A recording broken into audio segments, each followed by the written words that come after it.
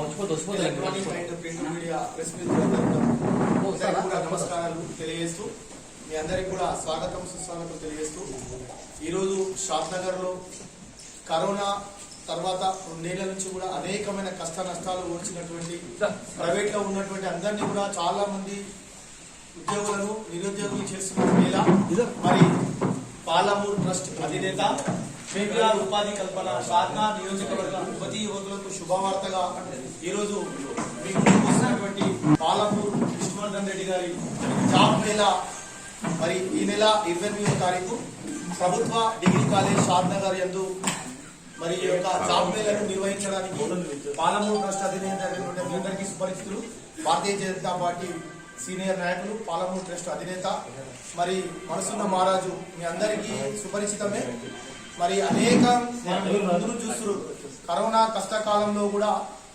ఆ రోజు మరి కరోనా పేషెంట్స్ కోసం ఎవరు ఊహించినట్టుగా గవర్నమెంట్ ఇచ్చేటువంటి ఆ యొక్క మెడిసిన్స్ అందించడం మొన్నటికి మొన్న మరి యువకులందరి కోసం క్రికెట్ టోర్నమెంట్ అలాంటి పెద్ద టోర్నమెంట్ ఐపీఎల్ తరహాలో పెద్ద టోర్నమెంట్ నిర్వహించినటువంటి అలాగే మరి ప్రతి మండలంలో కూడా మరి ఈ యొక్క హెల్త్ క్యాంపులు నిర్వహించడం వారికి సుపరిచితమే మీ అందరికీ మరి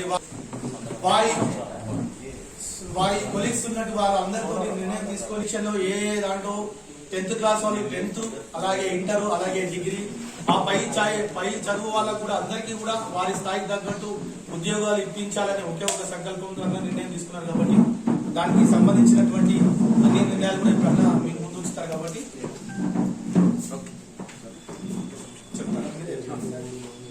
దాని గురించి మనం మాట్లాడాల్సిందిగా పాలమూరు విష్ణువర్ధన్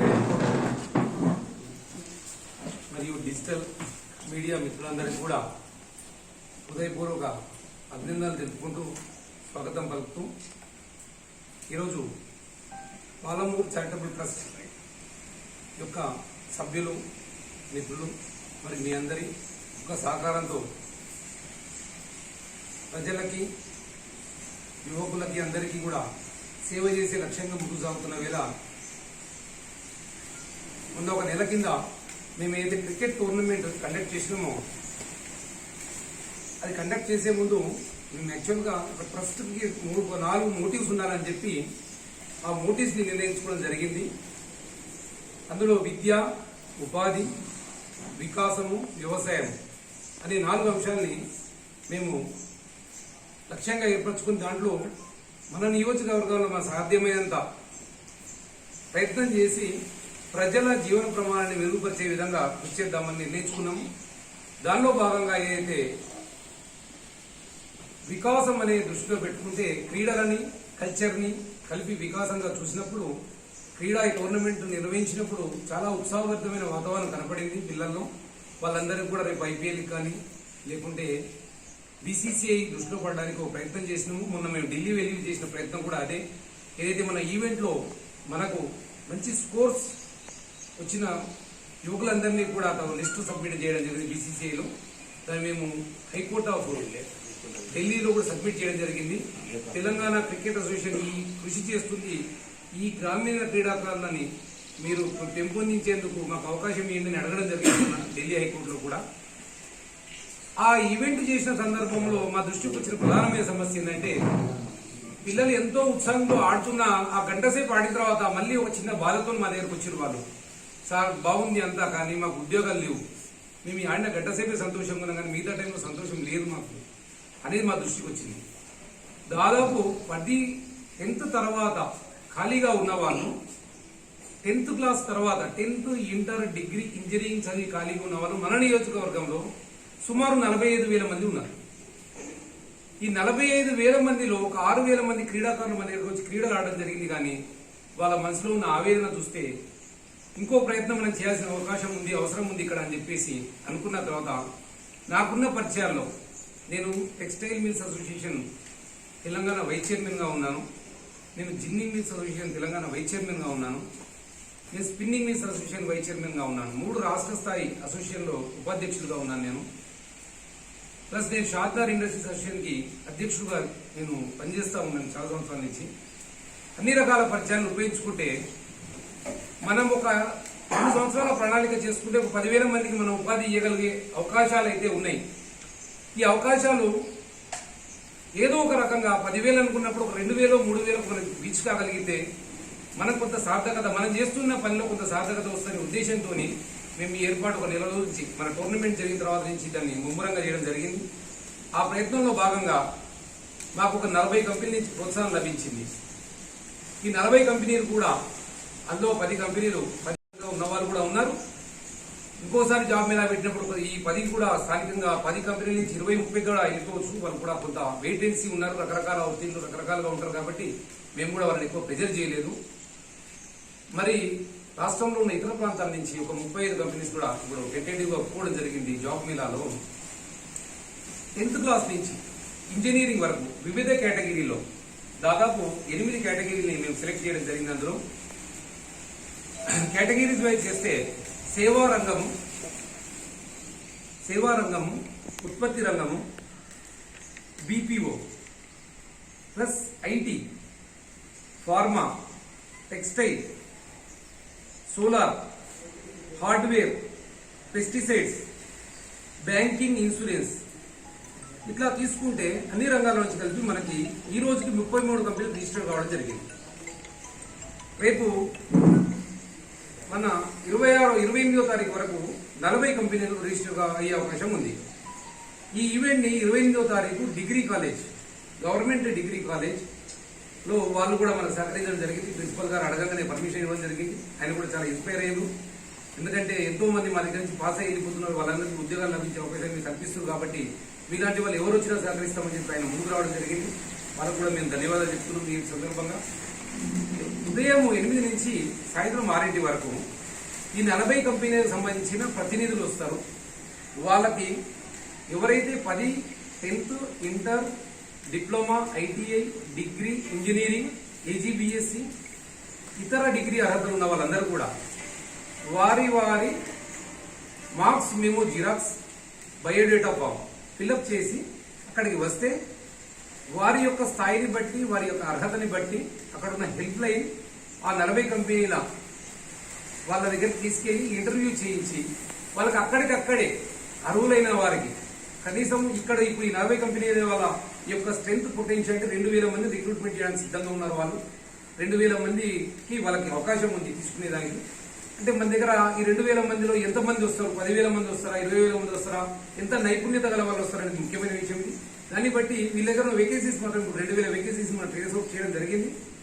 కాబట్టి మేము ఈ మీడియా మిత్రుల ద్వారా, మాధ్యమం ద్వారా ప్రతి ఒక్క నిరుద్యోగ యువతి యువకుడికి నియోజకవర్గంలో మనస్ఫూర్తిగా ఈ యొక్క ప్రోగ్రామ్ ని మీరందరూ అభినందించి వెన్నుదట్టి ప్రతి నిరుద్యోగ యువకుడికి సమాచారం అందజేసి మా యొక్క ప్రయత్నాన్ని మీరందరూ కూడా వాళ్ళకి చేరవేసి ఆ పిల్లలందరికీ ఉద్యోగ కల్పనలో భాగంగా మీ వంతు ప్రయత్నం చేస్తారని ఆశిస్తూ ఈ మీడియా సమావేశం పెట్టడం జరిగింది. ఇక్కడ 11,000 నుంచి 45,000 వరకు జీతాలు ఇచ్చే కంపెనీస్ ని మనం ప్రెసెంట్ చేయడం జరిగింది. ఇందులో బీపీఓ 8 కంపెనీలు సెలెక్ట్ చేయడం జరిగింది. బీపీఓలో 500 వేకెన్సీస్ మనకు ఐడెంటిఫై చేయడం జరిగింది. మార్కెటింగ్, మెకానికల్, సివిల్ అన్ని కలిపి ఒక 4 కంపెనీలు తీసుకోవడం జరిగింది. బీపీఓలో 15,000 నుంచి 20,000 వరకు జీతాలు వాళ్ళు ఇస్తామని సిద్ధపడ్డారు. మార్కెటింగ్, మెకానికల్, సివిల్ ఈ రంగంలో 18,000 మినిమం జీతాలు ఇవ్వడానికి వాళ్ళు సిద్ధపడ్డారు. ఫార్మాలో 5 కంపెనీస్ ట్రేస్ అవుట్ చేయడం జరిగింది. వాళ్ళు మినిమం శాలరీ 15,000 నుంచి స్టార్ట్ అవుతుంది. ఫార్మాలో మీకు తెలుసు BSc chemistry, MSc chemistry, organic chemistry ఉన్న వాళ్ళు ఎక్కువగా అవసరపడతారు. సాఫ్ట్వేర్ లో 5 కంపెనీస్ ని తీసుకోవడం జరిగింది. సాఫ్ట్వేర్ లో బేసిక్ ఇయర్లీ 3 నుంచి 4 లక్షల నుంచి స్టార్టింగ్ శాలరీ ఉంటుంది సాఫ్ట్వేర్ లో. దీంట్లో 5 కంపెనీస్ లో 200 వేకెన్సీస్ వాళ్ళు అడుగుతున్నారు. అదేవిధంగా నేను ఏదైతే స్పిన్నింగ్ మిల్స్ అసోసియేషన్ లో ఉన్నానో మా అసోసియేషన్ 30 యూనిట్లు ఉన్నాయి.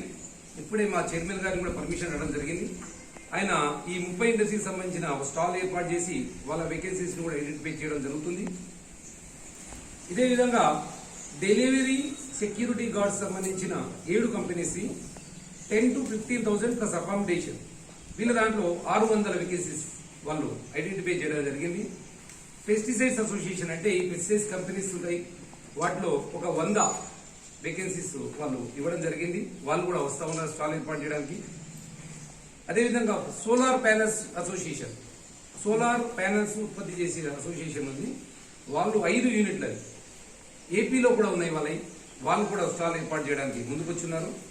టెక్నికల్ సపోర్ట్ టీమ్ అంటే R&Dకి సంబంధించిన ఏదైతే యూనిట్స్ ఉన్నాయో వాళ్ళు 3 సిద్ధపడ్డారు. దాంట్లో 15,000 నుంచి 20,000 దాకా డిగ్రీ ఫ్రెష్ క్యాండిడేట్స్ తీసుకుని ట్రైనింగ్ చేసి వాళ్ళు ఉద్యోగం ఇవ్వడానికి సిద్ధపడుతున్నారు. బ్యాంకింగ్ ఇన్సూరెన్స్ సంబంధించిన 5 యూనిట్లు వస్తున్నాయి. ఇందులో ఈ బ్యాంకింగ్ లో మినిమం బేసిక్ శాలరీ 18,000 నుంచి 20,000 దాకా ఉంటుంది ఇన్సూరెన్స్ దాంట్లో. ఇక లఘు ఉద్యోగ భారత్ అనే ఒక అసోసియేషన్ ఉంది. దీంట్లో 270 కంపెనీస్ ఉన్నాయి చిన్నతర పరిశ్రమలు. ఈ 270 కంపెనీస్ వాళ్ళు కూడా ఒక స్టాల్ ఏర్పడడానికి ముందుకు వచ్చినారు. సో ఈ విధంగా కంపెనీస్ వాల్యూ చూస్తే మీరు దాదాపు 200 కంపెనీస్ రిప్రజెంటేషన్ ఇక్కడ వస్తుంది. ఒరిజినల్ గా కంపెనీ అవుట్లెట్స్ 40 ఉంటున్నాయి. అసోసియేషన్లో 5 అసోసియేషన్లు పాల్పంచుకుంటుంది. కాబట్టి ఇది మీరు వీలైనంత వరకు మీ ద్వారా ప్రతి ఒక్కరికి చేరే విధంగా ప్రయత్నం చేస్తారని భావిస్తూ ఈ మీడియా సమావేశం ఏర్పాటు చేయడం జరిగింది. మీకు ఇతర ఏమైనా వివరాలు కావాలంటే మీరు చెప్పడానికి సిద్ధంగా మన ప్రాంతంలో లేదా కంపెనీ కేవలం షాద్నగర్ నియోజకవర్గంలో ఉన్న ప్రాంతాల్లో ఉన్న యువకులకు మాత్రమే అవకాశం ఇందులో ఉంటుంది. కాబట్టి ఆధార్ కార్డు అనేది కంపల్సరీగా అడిగినాం మేము ఇందులో. ఇక్కడ 10 కంపెనీస్ ట్రేస్ అవుట్ అయినాయి. మాకు సహకారం చేయడానికి 10 కంపెనీస్ ముందుకు వచ్చినాయి. అది రేపు స్టాల్స్ పెట్టేటప్పటికి మనకు పేరు బయటకు వస్తాయి. రకరకాల పరిస్థితులు ఉన్నాయి కాబట్టి చెప్పలేకపోతున్నాం. ఇక ముందు ఇది ఈ యొక్క ఏదైతే జాబ్ మేళ ప్రతి 2 నెలలకి ఒక రోజు ఐడెంటిఫై చేస్తున్నాం మేము. దాన్ని ఆ డిగ్రీ కాలేజ్ వాళ్ళతోని ఒక టైం తీసుకుని పర్టికులర్ డేట్, ఏ డేట్ అయితే అంటే 2nd సండేనా 3rd సండేనా అని తీసి ప్రతి 2 నెలలకి ఒక రోజు ఫిక్స్డ్ గా దాని ఒక ట్రెడిషనల్ గా మేము ఒక 2-3 ఈవెంట్స్ చేసి వాళ్ళకే అప్పచెప్దామని చూస్తున్నాం. అంటే ఎట్లా ఆర్గనైజ్ చేయాలి, కంపెనీస్ ని వాళ్ళకి మొబిలైజ్ చేసి ఎట్లా చేయాలనేది ఆ గవర్నమెంట్ డిగ్రీ కాలేజ్ వాళ్ళకి అనుసంధానం చేస్తే మేము చేసినా చేయకుండా అది నిరంతరం జరుగుతున్న ప్రాసెస్ గా ఉండాలనేది మా యొక్క ఒక సంకల్పం, ఫర్దర్ సంకల్పం ఇది.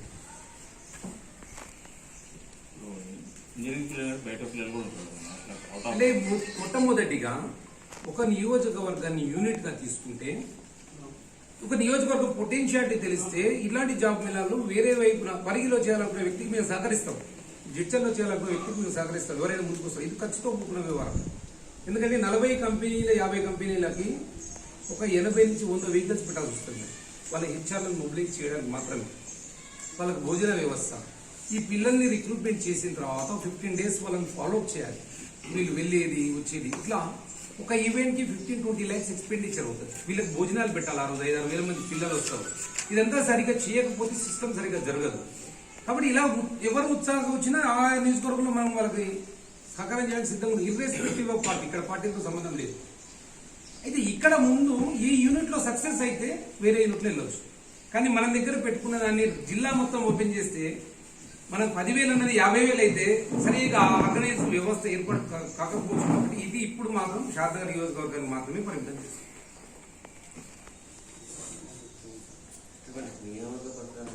అదే రోజు అప్పుడే 99% ఆ రోజు ఇచ్చిన వాళ్ళకి ఆ రోజు అపాయింట్మెంట్ అవుతుంది. మేమేం రిక్వెస్ట్ చేసినామంటే ప్రతి ఒక్కరిని ఐడెంటిఫై చేసి వాళ్ళకి ట్రైనింగ్, ఒకవేళ వాళ్ళ కొన్ని క్రైటీరియా పెట్టుకుంటున్నారు. వాళ్ళు 10th క్లాస్ చదువుకున్న వాళ్ళకి 60% పైన మార్క్స్ రావాలి, ఇంటర్మీడియట్ చదువుకున్న వాళ్ళకి 50% పైన మార్క్స్ రావాలి. ఇలాంటి క్రైటీరియా అడుగుతున్నాం. మేమేమంటున్నామంటే ఒకవేళ ఆ మార్కులు రాకుండా వాళ్ళకి ట్రైనింగ్ చేసి రిక్రూట్మెంట్ చేసుకునే వ్యవస్థ గురించి ఏర్పాటు గురించి మాట్లాడుతున్నాం. దానికి మొదటి సెమినార్ మొదటిది అయిన తర్వాత మనకు ఒక ఆలోచన విధానం ఏర్పాటైతే ఈ కంపెనీస్ కి మేము ఒక ప్రాంతాన్ని చూస్తున్నాం. ఏవైతే బీపీఓస్ ఉన్నాయి, 10 కంపెనీస్ ఉన్నాయి. పొటెన్షియాలిటీ ఎక్కువ ఉన్న రంగం బీపీఓస్. బ్యాంకింగ్, ఇన్సూరెన్స్ సెక్టర్ ఎక్కువ పొటెన్షియాలిటీ ఉన్న రంగం. వాళ్ళకి ఏం ట్రైనింగ్ చేయాలనేది ఐడెంటిఫై చేసి మేము దాన్ని ట్రైనింగ్ చేయాలని వస్తుంది ట్రస్ట్ ద్వారా. మన దగ్గర ఒక 200 మంది నిరుద్యోగులు సెలెక్ట్ కాలేదు. వాళ్ళు అడుగుతారు, వాళ్ళ ఫ్యాకల్టీని పంపితే మేము ఇక్కడ భౌతిక వ్యవస్థ చేసి ట్రైనింగ్ చేస్తాం. తర్వాత మళ్ళీ 2వ రిక్రూట్మెంట్ చేయడం. ట్రైనింగ్ అంటే ఇప్పుడు ఒక 1 month 15 days ట్రైనింగ్ సాఫ్ట్వేర్ అనుకోండి, 15 రోజులు ట్రైనింగ్ చేయాల్సి వస్తుంది. అది మొత్తం మీరే 100% మేము దాన్నే మాట్లాడుతున్నాము. బీపీఓ రంగాల్లో ఇప్పుడు సాఫ్ట్వేర్ ఉంది. సాఫ్ట్వేర్ లో ఏదైతే రిక్రూట్మెంట్ ఉందో దాదాపు 2-3 లాంగ్వేజ్ మీదే ఉంటుంది రిక్రూట్మెంట్. C+ ఇట్లా ఉంటాయి కదా. ఆ ఏదైతే ఉందో ఎక్కడైతే డిమాండ్ ఉన్న కోర్సు ఉందో ఆ కోర్సుకి వీళ్ళకి మేము ట్రైనింగ్ ఇస్తాం. కానీ దీంట్లో వాళ్ళు ఐడెంటిఫై చేయాలి కంపెనీ వాళ్ళు. ఈయన సెలెక్ట్ అవుతాడు కానీ ఈయన 1 month కోర్స్ అవసరము అని చెప్పినప్పుడు మేము ఆ కేటగిరీ తీసి మేము మనకి ట్రైనింగ్ చేయడానికి ముందుకు వస్తున్నాం. రిస్క్తో కొడుతున్నారు కదా ఇదంతా. ఇప్పుడు పర్సనల్ పీడీ ఉంటుంది, వాళ్ళకి ఇవ్వాల్సి వస్తుంది. అప్పుడు నేనేమంటున్నా అంటే ప్రయత్నం చేస్తున్నాం, ఒక అడుగు ముందుకు వేస్తున్నాం. ఓకే, ముందే కాలు గుంతలు కూడా పడవచ్చు, దెబ్బ తగిలితే కట్టుబట్టుకుని ముందరకు పోవాల్సిందే, అంతేగాని ప్రయత్నం అయితే ఎన్నిపోదు. Software subject knowledge once selector అయితే వాళ్ళే ట్రైన్ చేస్తారు. ఎస్, అది కూడా చెప్తున్నారు వాళ్ళు ఏమంటున్నారంటే బేసిక్ గా వాళ్ళకు ఉన్న ఇంగ్లీష్ నాలెడ్జ్ ఇంప్రూవ్మెంట్ చేయాలి. చాలా వరకు మాకు చెప్పింది ఏంటంటే అన్ని సాఫ్ట్వేర్ వాళ్ళు మన గ్రామీణ ప్రాంతాల్లో ఉన్న పిల్లలకి ఎడ్యుకేషన్ క్వాలిఫికేషన్స్ అన్నీ ఉన్నాయి, కానీ వాళ్ళ లేని ల్యాగింగ్ ఏంటంటే ఇంగ్లీష్ లో పర్ఫెక్షన్ లేదు. ఒకటి ఆత్మన్యూనతాభావం, అంటే కమ్యూనికేషన్ స్కిల్స్ డెవలప్మెంట్ లేక, కాన్ఫిడెన్స్ లేక ముందుకు రాలేకపోతున్నారు. కాబట్టి ఆ బేసిక్ ట్రైనింగ్ అనేది మేము చెప్తాం, దాన్ని చెప్పించి పంపండి మేము తీసుకుంటాం అంటున్నారు మాకు. సో అది కామన్ గా ఉంటుంది. దాదాపు ఒక 1000 మంది పిల్లలు తీసుకుంటే 500 మంది కామన్ ఉంటుంది. అట్లాంటి ఇన్స్టిట్యూషన్ కూడా మాట్లాడుతున్నాం మేము. ఈ యొక్క అవేర్నెస్ ఇక్కడ మీడియాతో వెళ్తుందో అంతకంటే ఎక్కువ గ్రామాల్లో మీరు మోటివేట్ చేయాల్సి వస్తుంది. అవును, మేము వాస్తవానికి ఇది గమనించిన వాస్తవమే. మేము ఒక వారం నుంచి సోషల్ మీడియా పెడుతున్నాము. అందరూ కూడా ఇది కామన్ మామూలే అనుకుంటారు, కానీ దానికే మేము చాలా మందిని ఇప్పుడు టీం మెంబర్స్ తెచ్చుకున్నాము. మీ యొక్క మద్దతు కూడా అందుకే గట్టిగా అడుగుతున్నాం. ఏమంటే వీలైనంత వరకు ఇక్కడ స్థిరమైన ప్రయత్నం జరుగుతుంది. స్థిరమైన ప్రయత్నం అంటే ఇది పెట్టేసి వదిలేసేది కాదు. నమ్మకం కలిగారు. ఈ స్థిరమైన ప్రయత్నం అంటే ఖచ్చితంగా మినిమం ఒక 2000 మందికి 2 నెలల్లో నేను ఎంప్లాయ్మెంట్ ఇవ్వాలనేది మనం అందరం అనుకుంటాం. ఇంట్లో విష్ణువర్ధన్ రెడ్డి ఒక్కడే భాగస్వాములు కాదు. విష్ణువర్ధన్ రెడ్డి అనేది ప్రయత్నం చేసే ఆలోచన, దాని భాగస్వాములు మీరందరూ.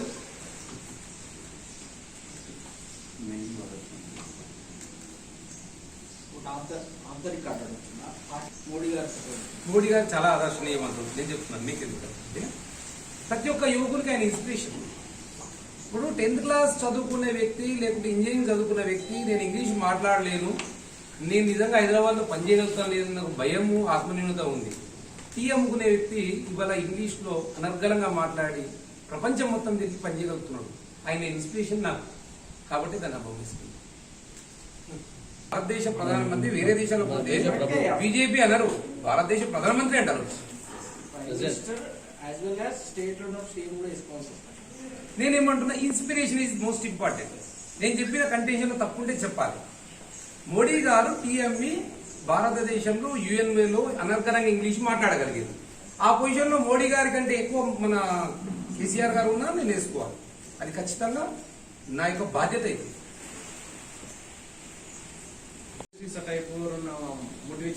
యాక్చువల్ గా ఇక్కడ మన దగ్గర 380 ఇండస్ట్రీస్ ఉన్నాయి. ఒక్క షాద్నగర్ ఏరియాలోనే 30 నుంచి 35,000 మంది బయటి ప్రాంతాల వ్యక్తులు వచ్చి పనిచేస్తున్నారు. మన వాళ్ళు ఎందుకు పనిచేయట్లేదు, దానికి బేసిక్ రీజన్ చెప్తాను మీకు. మన దగ్గర ఉన్న ఉత్పత్తి పరిశ్రమలని ఎంతసేపు ఉన్న నాయకులు ఎవరైనా ఉండొచ్చు, చేపట్టని ఉండొచ్చు, నేను ఒక పార్టీ ఫిక్స్ చేస్తున్నాను.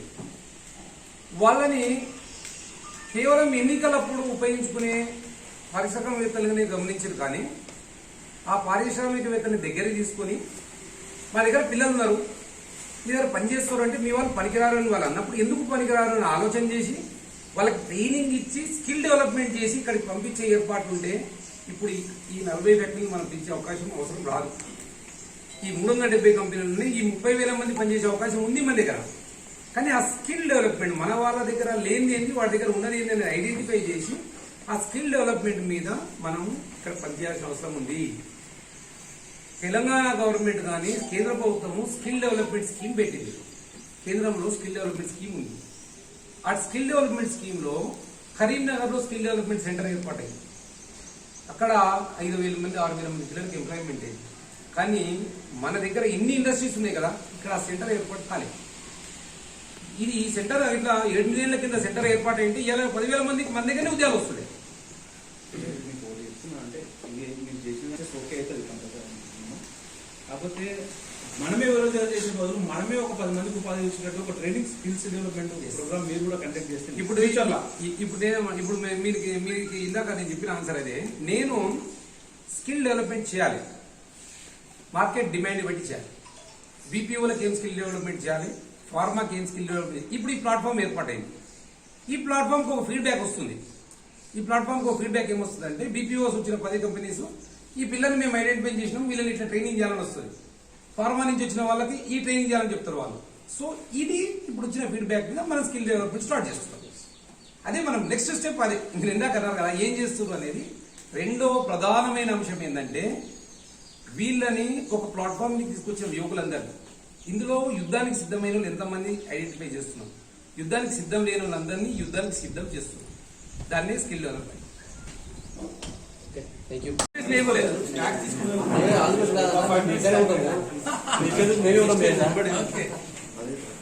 ముబారక్